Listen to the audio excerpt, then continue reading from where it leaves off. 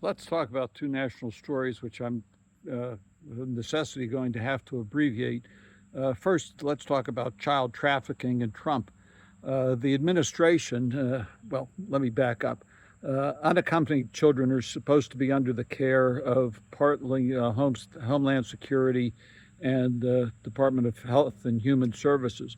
And there are programs set up for them, including being represented by counsel. Trump and the departments have done away with that.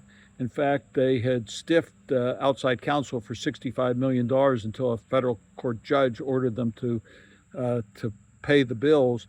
And instead, what they've done is given a $158 million no-bid contract to a friend of Trump's to provide legal services. But the guy who's in charge of this organization is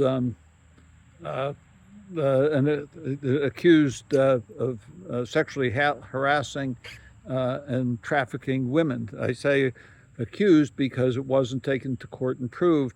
But this is the guy that they put in charge of representing these kids. And so far, the showing is that they're only supposed to be in these facilities for maybe 20 days. They've now been in for long periods of time without access to counsel and without proper any of the proper guidelines that had been in existence before the sex trafficking government, as far as I'm concerned, has taken away the guide rails. On a similar front, again, a longer story, but Trump has taken away the protections of two national parks and made something like 3 million acres of lands available to a company, I think it's called Energy Fuels, out of Canada. So much for America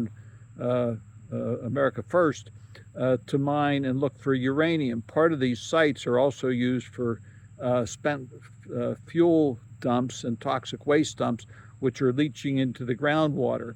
A day or two before Energy Fuels was given